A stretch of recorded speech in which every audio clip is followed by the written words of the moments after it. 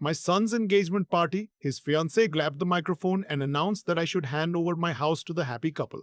When I said no, she dumped an entire glass of red wine over my head in front of 60 guests. So I pulled out my phone and made 2 calls. 20 minutes later, a car pulled into the driveway, and my son's fiancée turned completely white. By the end of the night, she was the one standing alone in the parking lot while everyone else went home. Before we get into it, please subscribe to the channel and drop a comment letting me know what time it is where you are right now. I read every single one. My name is not important, but if you're going to spend the next 2 minutes with me, you should know a few things. I'm 63 years old. I spent 31 years as a structural engineer before I retired. I own a 4-bedroom colonial in Naperville, Illinois that my late wife Sandra and I bought in 1989 for $212,000. It's worth considerably more now, and I mention that only because it becomes relevant later. Sandra passed 4 years ago from pancreatic cancer, 11 weeks from diagnosis to gone. My son Nathan was 26 when we lost her. He took it hard, the way quiet people take hard things, inward, compressed, invisible until it isn't. For about 2 years after Sandra died, Nathan and I had dinner together every Sunday. It was his idea, actually. He'd drive the 40 minutes from his apartment in Wicker Park, and I'd make whatever I felt like making. And we'd sit at the kitchen table for 2 or 3 hours just talking. Those Sundays kept me going in ways I still don't have words for. Then he met Brianna. He told me about her on a Sunday in February, about 8 months ago. He came through the door with that particular kind of energy I recognized immediately. The barely contained, can't sit still energy of a man who has just discovered he is, against all reasonable expectation, completely in love. He was 30 years old and he looked about 19. Dad, I met someone. He was grinning before he even got his coat off. Her name's Brianna Court. She works in real estate. I think she might be the one. I poured us both coffee and told him to slow down and tell me everything, which he did for about 45 minutes. Brianna was 28, originally from Indianapolis, had been in Chicago for 3 years. She was outgoing and funny and driven, he said. She made him laugh more than anyone he'd ever known. They'd been seeing each other for 6 weeks. 6 weeks. I kept that number in my head the way you keep a splinter. Not enough to ruin anything, just enough to be aware of. She came to Sunday dinner 3 weeks later. I'd spent the better part of a Saturday cleaning the house and making Sandra's pot roast, the one with the red wine reduction that Nathan had been requesting since he was 14. I wanted things to be right. I wanted to like her. I genuinely did. Brianna arrived wearing a blazer over a silk blouse, which struck me as slightly overdressed for a casual dinner, but I wrote it off as nerves. She shook my hand with a firm grip and smiled the kind of smile that leeches the eyes, and then, just slightly, doesn't. I noticed it and told myself I was imagining things. We sat in the living room before dinner, and she asked polite questions about my career, my years of engineering, my retirement. Normal enough. But somewhere in the third or fourth exchange, I noticed that every question had a financial dimension. How long had I worked? Whether I had a pension, whether I'd sold any commercial property when I retired, whether I found it hard to manage a house this size on my own. That last one stopped me. A house this size. I looked at her and she was looking at the crown molding along the ceiling with an expression that I can only describe as assessment. Nathan didn't notice. He was happy in the particular way that makes a person slightly deaf to everything else, and I understood that. I remembered that feeling, and so I said nothing. I put the pot roast on the table and we ate, and the conversation moved to other things, and I told myself again that I was reading too much into it. Over the next 3 months, I saw Brianna perhaps 8 or 9 times. She was never overtly rude, but there was a quality to her attention when she was in my house. A restless cataloging, eyes moving to the built-in bookshelves, the hardwood floors, the renovated kitchen I'd finished 2 summers ago. She once picked up a small bronze sculpture Sandra had bought at an art fair and turned it over to look for a maker's mark, then set it down without comment when I walked in. She mentioned twice that the guest bedroom would make a perfect nursery. She asked about my property taxes unprompted. Nathan proposed in April. He called me the morning after, voice bright and slightly stunned, the way a person sounds when something they hoped for actually happened. She said, "Yes, Dad, we're getting married." I told him I was happy for him. I meant part of it. The engagement party was Brianna's idea and Brianna's production entirely. She booked a private room at a steakhouse in downtown Naperville, sent out formal invitations, hired a photographer, 60 guests, mostly her friends and colleagues, a smattering of Nathan's friends, myself and my sister Evelyn and her husband. I wore the charcoal suit Sandra had always liked. The evening started pleasantly enough. I made small talk. I accepted congratulations on behalf of my son. I ate a very good filet and drank one glass of Cabernet. Brianna worked the room with the precision of someone who had rehearsed this, touching arms, laughing at exactly the right moments, steering conversations. She was good at it. I'll give her that. Around 9 o'clock, she picked up the wireless microphone the restaurant had set up for toasts. She thanked everyone for coming. She talked about Nathan, about how he was everything she'd ever wanted, patient and kind and steady. She talked about their future together, a real home, she said, a foundation, a place to build something lasting. Nathan was beaming beside her. The room was warm and the wine was good and everyone was smiling. Then she looked directly at me. I want to say something special about Nathan's father, she said, and her voice shifted into something I hadn't heard from her before. Sweeter, but with an edge underneath, like a knife wrapped in a dish towel. He's been so generous with his time and his home. And I know that as we start our life together, as a young couple building a family, it would mean the world. It would mean everything. If that home could truly become ours. The room went very quiet. She kept going. She talked about how a house that size was too much for one person. She talked about how Nathan had grown up there, how it was practically already his home. She talked about how she dreamed of raising her children in the same rooms where Nathan had grown up. And then she said clearly, into the microphone with 60 people listening, I hope his father agrees that the most meaningful gift he could give us is making that house officially part of our future. My sister Evelyn reached over and put her hand on my arm. I stood up. I didn't plan to. I just found myself standing, and the room was looking at me, and I said, quietly but clearly enough for the nearest tables to hear, that house is my home. I won't be giving it up.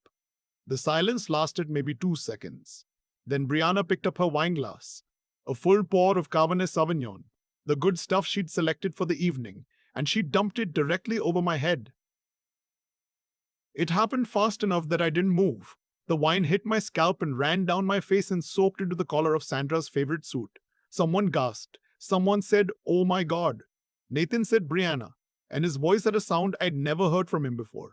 A compressed, horrified sound. Brianna set the glass down on the table and said very calmly, like a person who has simply reached a reasonable conclusion, "You're being selfish and you know it." I stood there for a moment with red wine running into my eyebrows. My sister was on her feet. Nathan was frozen. The photographer, bless him, had stopped taking pictures. Then I reached into my jacket pocket, took out my phone, and made 2 calls. The first call was short. I said the name of the restaurant, the address, and I said, "I need you here." The man on the other end said he'd be there in 20 minutes. The second call was similar. Different man, same instructions. I walked to the restroom, cleaned up as best I could, and returned to my seat. Brianna had resumed talking to guests as though nothing unusual had occurred. Nathan was at my elbow the moment I sat down. "Dad, I'm so sorry. I don't know what that was." I said, "Give it 20 minutes. He looked at me. I've seen that face my whole life. He trusted me even when he didn't understand why. 17 minutes later, the first man walked into the restaurant. His name is Ted Calloway. He's a private investigator I'd hired 6 weeks earlier, after the evening Brianna picked up that bronze sculpture. I want to be clear about my reasoning. I wasn't looking for an excuse to dislike her. I was looking for the truth, and I was willing to be wrong. I told Ted exactly that when I hired him. Find me something that proves I'm wrong about this woman, and I'll write you a bonus check. He did not collect a bonus. The second man who walked in was Douglas Merritt. Doug is a real estate attorney who has handled my affairs for 19 years. I'd called him earlier that week after Ted delivered his findings, and Doug had spent 3 days doing his own verification. He carried a slim leather briefcase. Nathan saw them before Brianna did. "Who are those guys?" he asked quietly. "The truth," I said, finally. Ted set his folder on the table. Finally. Ted set his folder on the table. Brianna noticed the moment he did. I watched her peripheral attention sharpen, the way a deer's ears rotate toward a sound. But she was across the room, and by the time she'd excused herself from the conversation she was in, Ted had already begun. The first thing Ted had found was that Brianna Colt had been married before. Not recently, not briefly. She had been married for 3 years to a man in Indianapolis named Russell Alderman, a divorced veterinarian with a house, a practice, and two grown children. The divorce was finalized 14 months ago. The settlement, according to public records, had awarded Brianna 40% of the equity in Russell's home, a home he'd owned for 12 years before he met her. She'd been with Russell for approximately 11 months before their engagement. Nathan had known her for 6 weeks when he proposed. Ted had spoken to Russell. Russell, to his credit, answered the phone and talked for 40 minutes. He described the same pattern I had witnessed in my own living room. The questions about finances, the attention to property values, the escalating pressure after the engagement, the public scene at a family dinner when he declined to add her name to the deed before the wedding. He said that Brianna was, and I'm quoting what Ted wrote down, charming right up until she decided you weren't going to give her what she wanted. Doug opened his briefcase. What Doug had found was more recent. 4 weeks ago, Brianna had submitted a pre-approval application for a mortgage in both her name and Nathan's, without Nathan's knowledge or consent. She had listed my home as an expected asset to be transferred, which was factually false, legally problematic, and told me everything I needed to know about how long she'd been planning this particular move. Brianna had reached our table by then. She looked at the folder, then at me, then at Nathan. Her expression cycled through several things in rapid sequence. Nathan, she said, these people are working for your father. He hired someone to investigate me. Don't you see what he's doing? Nathan looked at her for a long moment. He's my dad, he said finally, and his voice was very quiet. He asked me once to pay attention. I didn't. Show me what's in the folder. She tried 3 more times.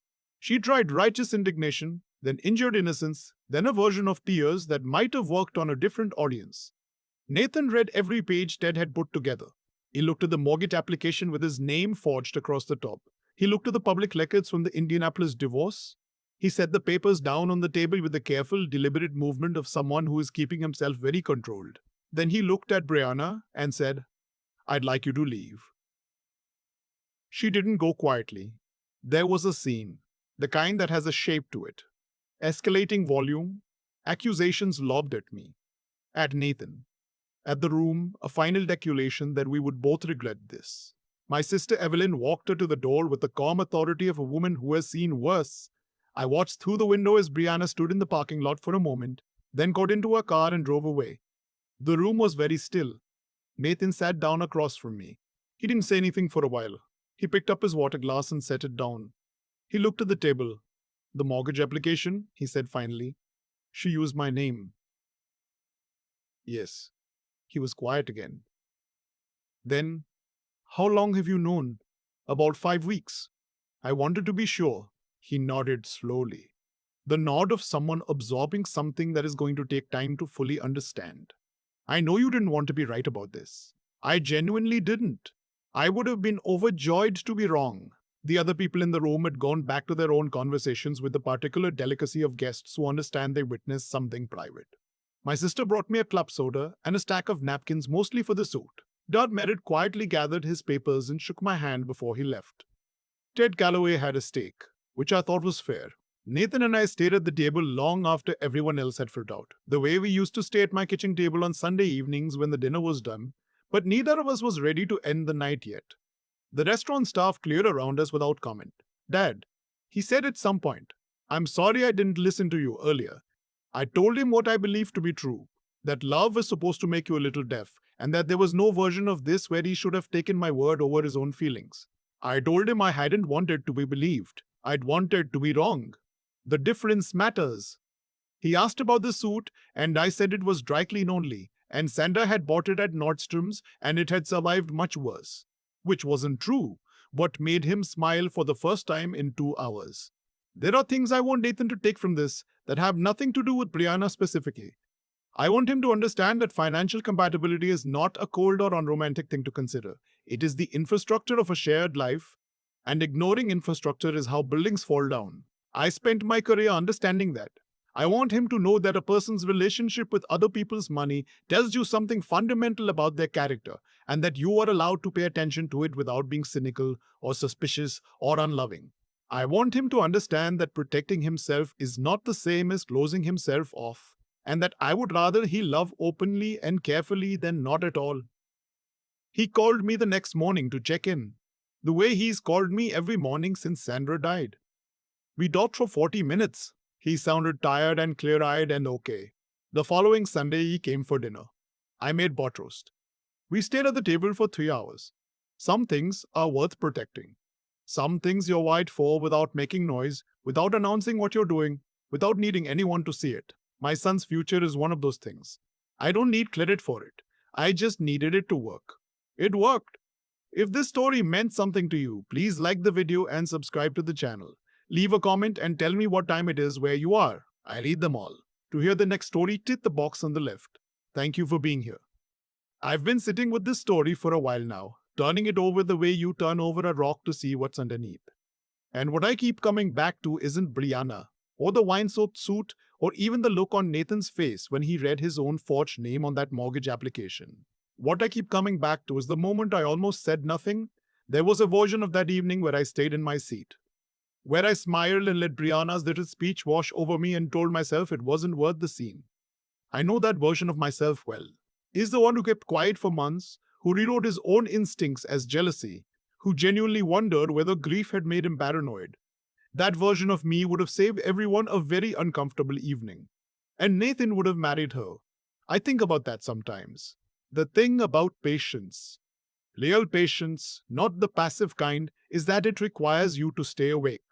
It requires you to keep watching, keep thinking, keep building a picture piece by piece even when the people around you can't see what you're seeing. It's not comfortable. It doesn't feel noble in the moment. It mostly just feels like carrying something heavy that you can't set down yet. But I've learned, across 63 years and one engineering career and one very good marriage and one devastating loss, that the difference between a structure that holds and one that collapses is almost always in what was done quietly, early, before anyone was paying attention. Brianna counted on the fact that I loved my son too much to risk his anger. She was right about the love and wrong about the conclusion. Loving Nathan meant I could not look away. It meant I hired Ted. It meant I called Doug. It meant I stood up in that restaurant when every comfortable instinct in my body told me to sit back down. The choices a person makes consistently over time, who they lie to, what they take that isn't theirs, how they treat people when they think no one with any real power is watching. Those choices accumulate. They build a record. And records eventually get read. What I want Nathan to carry forward from this is something that took me decades to understand properly. You are allowed to pay attention. You are allowed to take your time. You are allowed to love someone completely and still ask questions about who they are and how they move through the world. Intelligence and affection are not enemies of each other. A person who asks you not to look too closely is usually someone who cannot survive being looked at clearly. I also want him to know that protecting yourself is a skill, not a flaw. Knowing your own worth. Knowing that your home, your name, your financial future belong to you and cannot be charmed or pressured or publicly shamed away from you. That's not selfishness. That's the foundation everything else gets built on. Sandra knew that. She was the one who taught me that generosity means giving freely, not giving because someone has maneuvered you into a corner. Nathan called me Sunday morning. He came for dinner that afternoon. We stayed at the table until almost 10 o'clock, the way we used to. That's what I was protecting. That right there.